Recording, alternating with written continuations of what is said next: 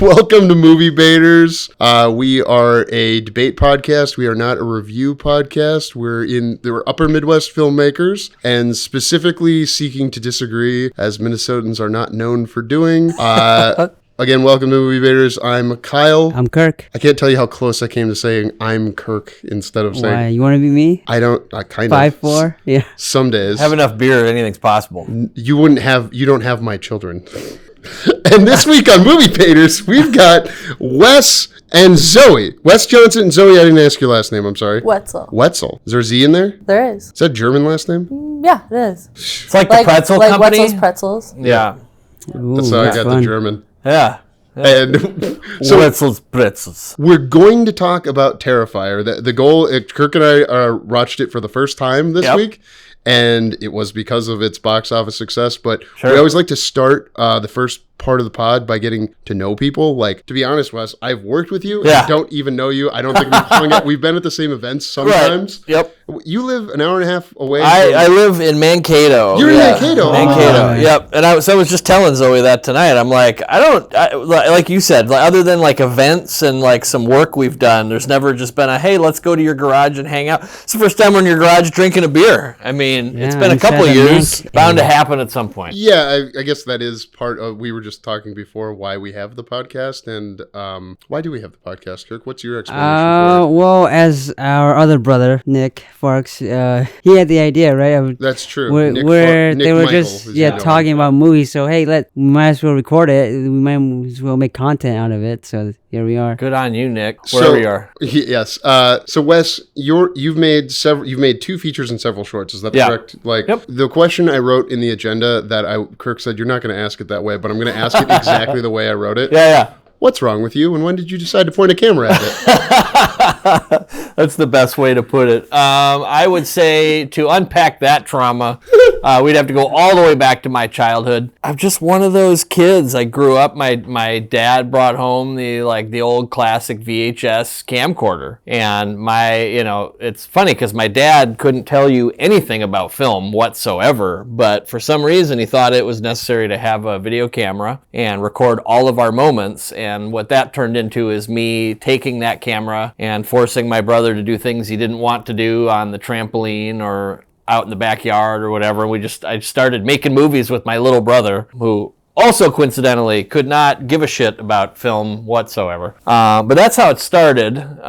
So I kind of caught a passion for that early on. And also as a Blockbuster kid. I mean, you relate, like Blockbuster, that was everything. Renting movies, physical media, that's like my true love forever. And that's all credit to my mom for simply not giving a shit. We'd go to the video store and I'd go to the cobweb back wall and get the scariest looking thing I could find and invite my friends over and we'd watch it. And for some reason my mom just did not monitor that activity, and it took enough years for her to figure out I probably shouldn't have let you do that, but she did, and then the rest is kind of history. We grow up, we learn, we keep going, the hobbies turn into careers, hopefully. Some of us are still trying. Yeah, well, I haven't made two features, but I need give yourself some credit, come on. Give me a proof point of, like, what age did you see a movie that you shouldn't have seen, and what was that movie? I would have to say,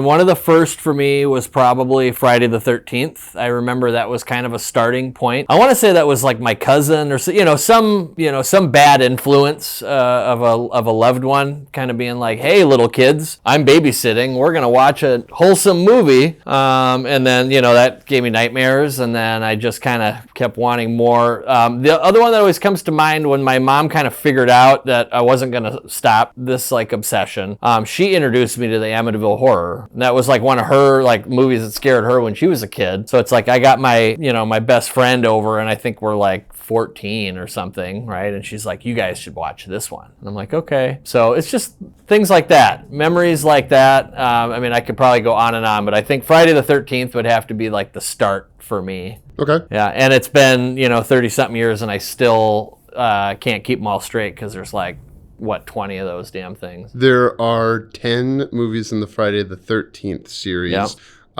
two owned by somebody else because it's Jason X and then Freddy vs. Jason. Well, that's separate. So is that separate too? That's New Line. So that would be 11th movie. And then there's the reboot. So there's 12. Yeah. Okay. And there was going to be that Crystal Lake show. Yeah. But, is that still happening? It's still likely to happen. Brian Fuller of Pushing Daisies and Hannibal has left, and that caused some. But there was a point that we're going to have Charlize Theron play Jason's mom. That would be the shit. Yeah. On board. Sign me up. When did you start making movies the way I have come to know you in the past decade or so? Like, yeah, it's kind of a windy road, because I would say, you know, I've always, like I said, kid with the camera. I've always liked to write stories. But music kind of took over for me for a while when I was like in my 20s. You know, I played in bands and stuff, and you know that. The podcast audience doesn't. The podcast audience doesn't, yeah. So that was kind of a big part of my kind of growing years, is being in a band and playing music. And that kind of became my passion for a number of years. So it wasn't until, it honestly wasn't until probably like my mid-20s or later 20s when I kind of circled back around. I kind of got over the, let's, get drunk and play bars for 3 people. And, it's like I kind of grew out of that a little bit. And then I sort of just refound my love for film and thought, you know what, I've come far enough that I can maybe actually do something with that. Because I had always been a writer, but never thought anything I wrote was worth any, you're always your own worst critic, you know what I mean? So. Oh, I found worse critics than myself. That's probably fair. You are a pretty good critic, though. Yes, I think you should trust your gut. Or what kind of music did you guys play? A little bit of this, a little bit of that, but I will just say punk rock for the most part. Okay. And then I kind of dabbled in the heavy metal. Those were kind of the 2 big genres. Yeah. And then, but after I fell away from that, I didn't have a band anymore, and I thought, I just kind of liked recording. That was always my favorite part of that element too, was the creating of it, not necessarily the performing. So I just started thinking, what can I do on my own? And then the 2 worlds just collided. I went to IPR, but way before it became a film. It was a accredited film school for a little while. I graduated years before that. So I'm like an alumni before film really found its footing there. But one of my professors was a composer, and he kind of introduced me to that aspect of it. And then I loved it. So that's when as far as how you know me as a filmmaker, that was kind of my start. Is for years I just composed. And that's when we connected and worked together, and I've composed for like a number of other, number of other people. And then eventually was like, well, what if I throw one of my scripts out there? Or what if I kind of, nobody really knows that I do this thing too. And then of course that, as the years go on, it's like that becomes producing and then directing, and I've just kind of been all over the map. What was the first script? That is, we'll say the first produced, we'll maybe go produced script, was the first film that Blair and I did. Okay. Called Fallen Father. Blair Smith. Yep. Fallen Father. Did you do that for a local competition? Yes. So that was our very first entry into the 50/50 Hallows Eve. Okay. So that's kind of where we got our start. It was the first time we had like a crew. And at the time, he and I kind of, you run into people that have similar ambitions or whatever, and we kind of balanced out that way. So that was our first go at it. I'm incredibly embarrassed by it.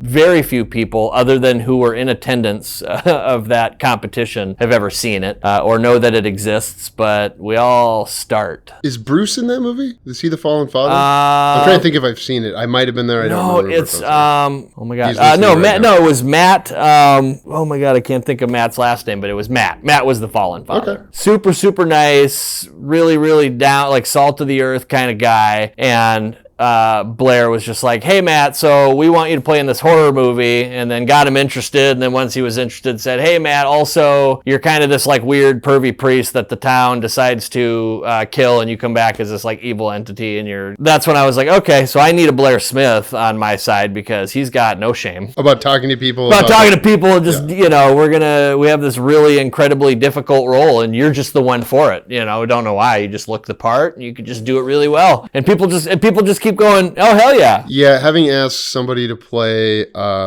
somebody who was like drugging their wife so that they'd have miscarriages, and he was a rock star. Hey, Jackson. I think people understand that in a movie, it's not reality. No. I hope they do. Yeah. And so that's why you can do awful. I'm going to play both sides later on our bait about Terrifier, because I can go both ways in terms of it doesn't matter, but also I really didn't like that, Yeah. And then sometimes I'm like, oh, I like that. I saw something that made me feel anything. Yes. It's like eating spicy food to get a spice. It's an experience, right? At the end of the day, that's what we want out of art and what we want out of entertainment is we want an experience. And I think trying to, in turn, create that for other people, it's like I always look at it, it's like it takes so much for a horror movie to really get at me anymore, because I'm just so, I'm so behind the scenes on it, that's the new thrill for me, is like, what can I do to create that emotion in somebody? And I'm sure anybody in the horror genre specifically will tell you that. And I'm sure the same can be said with, other genres. But that's the one I know, and that's what it's all about. Man, it's all about doing weird shit to people and having them just be all about it. Yeah, the amount of times I've had actors call me back after reading a script and just go, what's wrong with you? Are you okay? Is everything okay? Give me an example.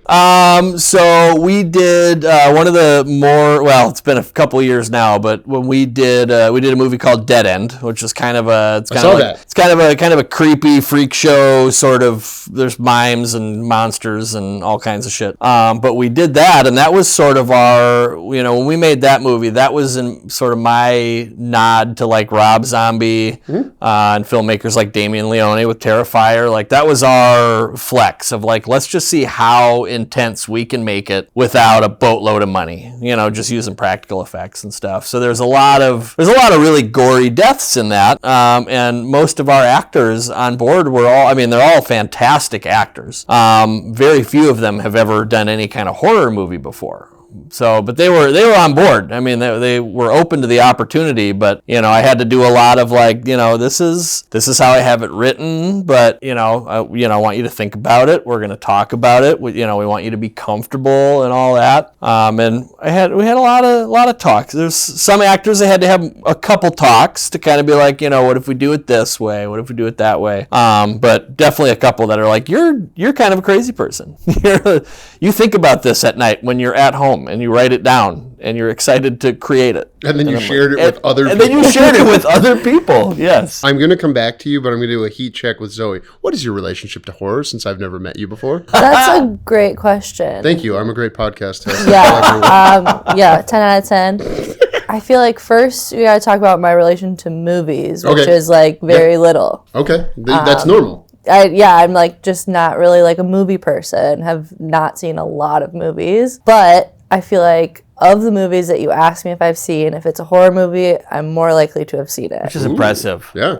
That's always been like kind of fun for me. But that's where it ends. Are you both from Mankato? Are you from Mankato, Wes? No. Well, nearby. I'm technically from Owatonna, which is about a half hour from there, but all in this area. Zoe is not. I'm not. I'm from St. Louis, Missouri. Oh. Oh, wow, that's pretty far, yeah. Yeah. I mean, you can drive to Missouri in a day. Yeah, but it's You still can. Yeah, it's far. like 8 or 9 hours. Yeah. Just like a shift. Yeah. Shift at work. But Yep. yeah. Do you get upset when people call it Missouri? Well, then I just know that they're probably from there. Oh! Missouri at the right Like, pronunciation? no, it's definitely not. Okay.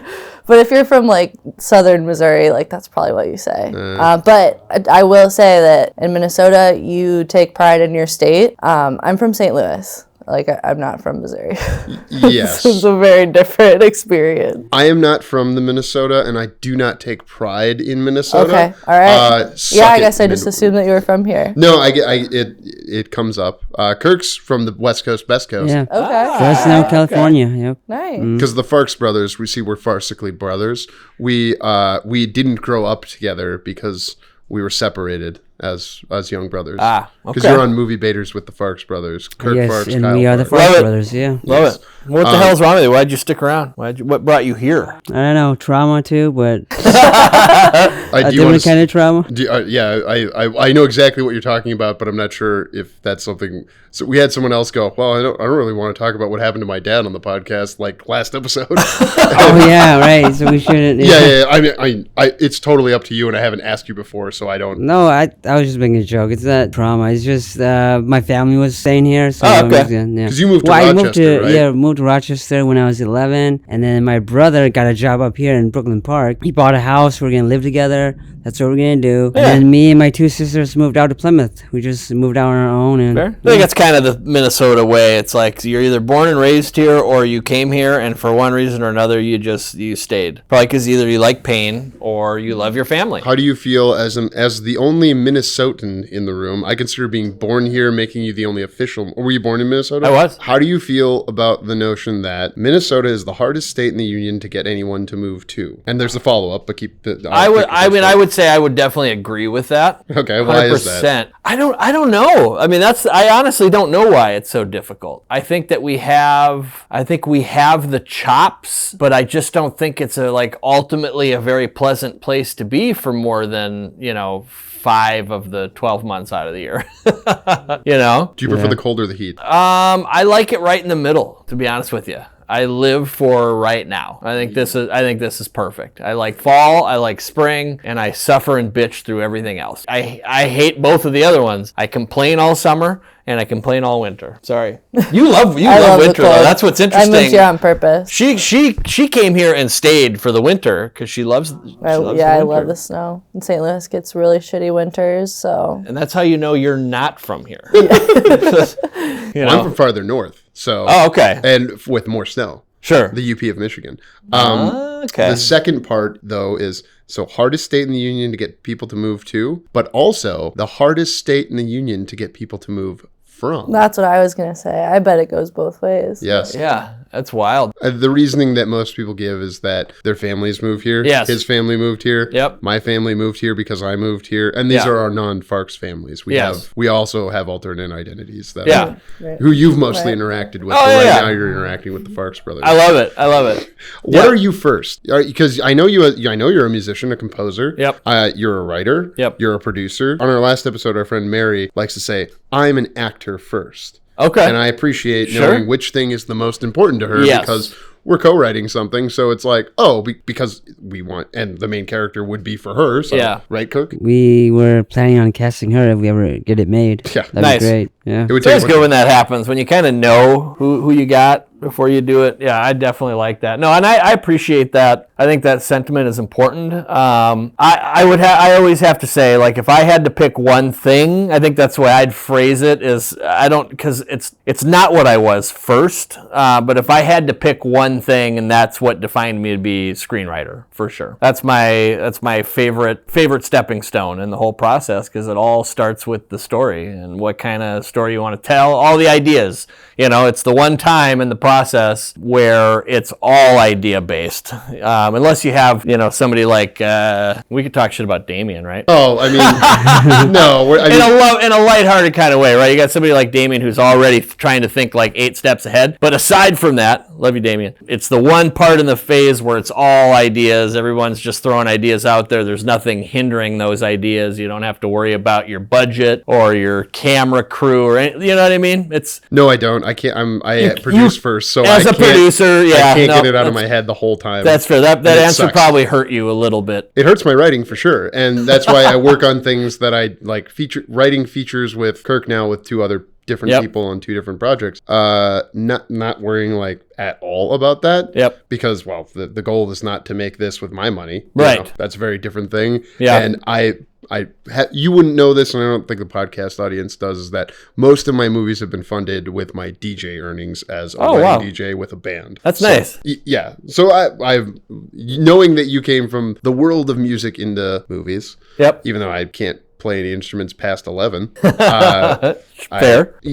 I just didn't. It wasn't my passion. Yeah, no, that's okay. I mean, I think a lot of us find ourselves along the way too, and I think that's what's nice about our small industry, is that everybody kind of has the freedom. It's like rarely do you run into somebody who is just an actor or just a producer, right? Everybody's kind of crossing lines because we have to. We just don't have all the people to do their one specific thing. Though we have plenty, and those people who do those one specific things are pretty good at it, but it's kind of rare. What are your other things?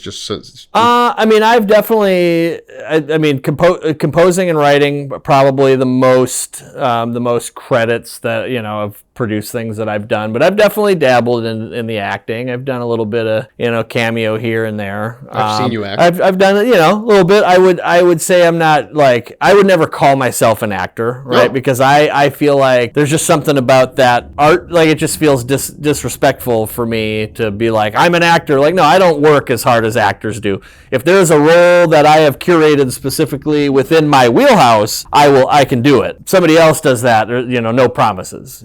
Let's try it out, but have a plan B. But I've dabbled in that. I've done a fair amount of directing. And I think for me specifically, that kind of goes hand in hand with my writing. I think there's only been a couple things I've ever directed that I haven't written. And even those I've had at least a hand in. So maybe I couldn't even call myself a director, because I feel like a real hardy director can step into that and take it over, take somebody else's work and make a vision out of it. What are your leadership skills when you're a director? Oh my God, is this your day The job talking interview? now? Yeah. I feel like I'm getting interviewed. I'm always said, yeah. working. So I point to my head whenever it says, "Oh, are you working?" And I'm like, I'm always working. Never turn it off. Because I have worked from home for 10 years almost. So yeah, I think it's God, it's a loaded question. I think for me, I'm not the micromanaging type. We'll put it that way. Like I feel like speaking as a director, my idea of what a good director is somebody who knows how to assemble the right team to begin with, right? Got the right producers, we got the right actors for the parts, everybody kind of knows their role, so that when we get on set, I don't have to work twice as hard to make sure everybody knows how to do their part. I know they got it. I think I definitely lean into my people. I trust them. And if they screw it up, well, that's on me. Then I just made a bad decision a while ago. You can blame Nick Swedlin for that question, because we were talking with him recently about directing. He brought up leadership. Yeah. And Kirk backed me up. Is that a real conversation I've had? Yeah, but I don't remember him pinpointing like leadership skills to be a director, though. He specifically said that, but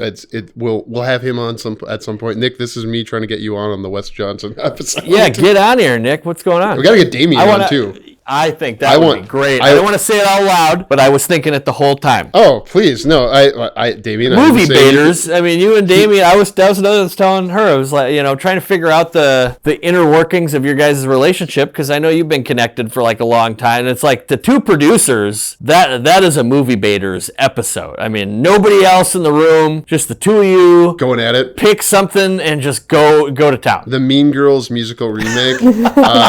Sorry, Damien. Laura told me, and you've worked with Laura a lot, and I love that she would tell me, of all people, this, that his favorite movie this year as of last month was the Mean Girls musical remake, the 2024. Have you seen it? No, but I'm not. It doesn't shock me. It doesn't surprise. Damien is such a funny man. What is something you've debated with Damien? I think that would help the general audience to understand how you define fun in a movie, because that's his whole thing. His whole thing is movies are supposed to be fun. They are supposed to be fun. But then, like, he'll go see Beetlejuice, and then he'll give it like a 1.5 star rating, and I'm like, that's all I saw when I watched that movie was fun, and then, but he's just kind of like, well, the plot's all over the place, it doesn't make sense, there's too much going on. I'm like, yeah, but the average person looks at that as like a big adventure. I was like, I saw that movie as like Tim Burton probably did a line of blow. 3 different people came to him with all these side characters and all these quests, and they're like, let's pick one, and he went, no, let's do all of it. We have it. what, 30 years. Let's just do all of it in one movie and see what happens. It's just fun. I feel like Tim Burton had fun making that movie. Everybody in it had fun. It did look like they had fun, and I do think that's infectious. I argued in the negative right after I saw the movie because I was very annoyed. Yeah.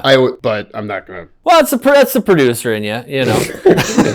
Got that dog in me. I would say those are the battles or the debates that Damien and I have often. Is like and you could pick any movie out of it. A lot of times it's horror movies, the only ones I want to talk to him about. But it's like, pick a horror movie out and he'll find 10 things to tear apart in it. And for me, I'm like, but it still happened, and it's still a movie, and it's made more money than you and I have ever seen. So maybe lighten up. Don't be a dick. Dove Simmons, have you ever heard of him? He teaches like a class on. Owen Royce turned me on to him. Sorry, Owen, I fucked your name up on an earlier episode.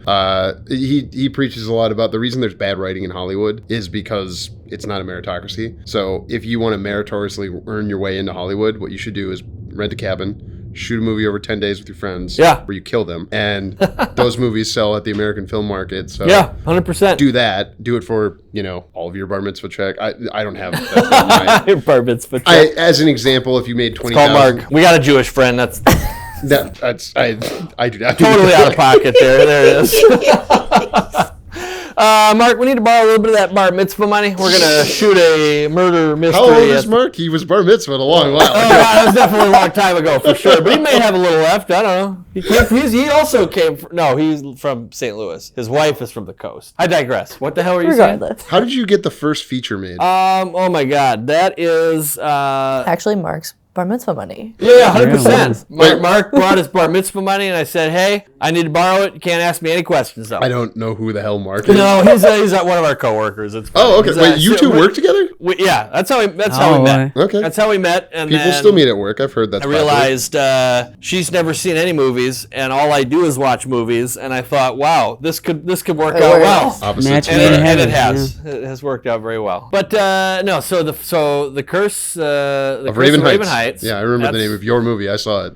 Yeah, what did you think? You could be brutally honest. You don't have to answer as my friend. It didn't rank high for all the movies I saw that year, but that's fair. As a compliment to you, I compared it to all the movies I saw that year. Oh, okay. Yeah. And it was one of the ones that Nick Farx and I watched in my infrared sauna, but we couldn't get the Bluetooth connected. I figured out what the problem is since then. So I just want to qualify it in that way. Say I also know that you had shot it in 2 segments. Yes. And that sometimes the metatextual, yes, like you were saying with Beetlejuice, I'm going in and out of the movie anyways. Yeah. Any movie. Yep. Like, that's how I disassociate during horror movies is like, man, how did they do that? Yeah. How'd they get the hand? Did you see First Omen? I have not seen First Omen yet. Man, I almost put that on mute in the background, but I'm not going to give the example I was going to give them. You can. It's fine. A hand coming out of a vagina. Oh, sure. Okay. Because obviously, or, we're going to talk about, we're going to bait Terrifiers, just so we're clear. Yes, we are. You're going to get... the episode will start at some point, but this is all... You're in the second episode. This has been long overdue. We needed to do this anyway.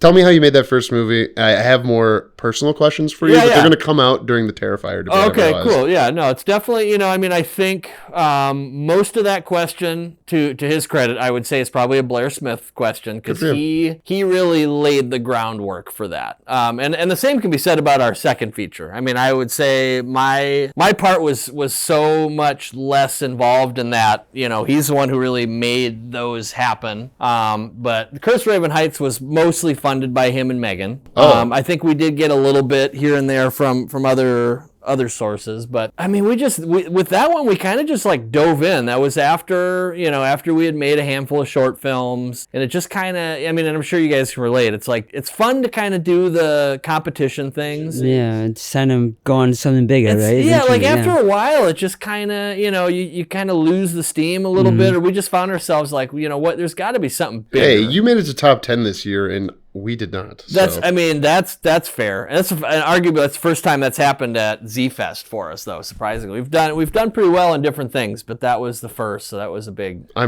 celebration for that. But no, the Curse of Raven Heights was really just our kind of tired of sort of coasting and really just wanting to try something bigger, and we had no idea. We had absolutely no idea what we were getting into. So we had a little bit of money, we had a script. I want to say way and this is ultimately why it was segmented, right? Because we filmed for like a week and a half, I want to say, for that first chunk. It was probably like a 65-page script, give or take. We had a lot of stuff, but it just, after we kind of got done, we had to kind of shortcut some things because, again, time is a big factor that we had no idea. It's not like we're making a short film over the weekend. This was like a lot of moving pieces. So we were a little over our head. And by the time all was said and done and edited, it was like, okay, well, we have like maybe an hour worth of like a good movie here, but it's not there. There's not enough to really turn something super cohesive out of it. And so that's why we did the other, we ended up doing the part that's like back in time, right? And that's credit to Jane, who played our Aunt Ginny, the old kind of leader witch lady. Yes, you remember? It's a witch movie. What can you tell everyone your roles on making that movie? Like, they could be IMDb'd it, but just so it's in yeah. So for that one,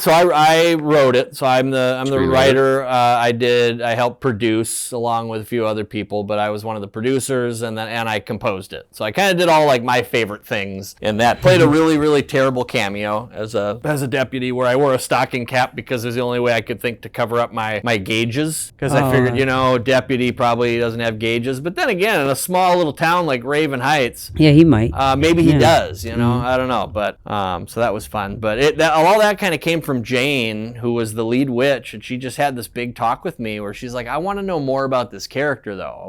Why did she turn out this way? What was her origin? Like, she was asking me all these like questions, and that's what kind of got me thinking of like, we should tell that part of the story and then actually film it. I think our original idea was literally to have it in two like linear chunks. And it wasn't until we got it was another like 2 weeks of filming that other part. And I think we got about halfway through it, and then the vision kind of came together where we're like, no, we're going to kind of jump in and out. We need to jump in and out of this a little bit. And I'm actually really proud of that. I'm proud of like, the way that it kind of edited together was sort of weird and kind of avant-garde. It's not like a typical time jumpy movie, but we did it the only way we could. And to me, that was kind of the coolest thing about the movie, where you're watching a group of people and then all of a sudden, like, it kind of reminds me of, if you ever saw, oh my God, what the hell was it? Bill Skarsgård, Barbarian. Like that one kind of felt like that, where it followed Bill Skarsgård for a while, and then all of a sudden, like halfway through the movie, he dies, and then we jump out and we're watching a whole different movie all of a sudden. It's kind of like, Long, what the hell's, all of a sudden Jason Long is in a car, and you're like, did the projector break? Like so I thought that was kind of cool. That was my proud moment of that. But how it happened, we just dove at it head first, and we trial and tribulationed our way through it, and we got a movie out of it. Fantastic. Yeah. And was that an okay answer? I will leave it for, please comment under the episode how you feel about the film. Please. Kirk, what would Wes have to say to get you to watch Terrifier 2, and maybe give Wes just some of your brief feedback on Terrifier 1? Yeah, lay it on me. Don't hold back either. It's not my movie. That's okay. I won't throw you under the bus. All right, thanks. We intend for this to be broadly casted to an audience, so it's not like I'll send it straight away to David Howard Thornton. Like, hey, guess what? It was a podcast. Hey, if you could give us more listeners, I'm gonna turn that away. Hey, fuck these guys in this podcast, and if that'll get on to Minnesota. These fucking non-Minnesotan Minnesotans. Yeah, I'll come to that guy's garage and I'll debate him about any movie, any day. Fuck him. Let's go. Yeah, please, sure. David. I mean, they're all a bunch of New Yorkers, so I mean, they love like the brutal honesty. Be like, this movie fucking sucks. You're like, they'll invite you to the red carpet. Be like, we need some of this energy. Yeah. I like that confrontational is something that I find the rural Minnesotans remind me more of the rural people from I'm from Michigan. Shit. Wisconsin.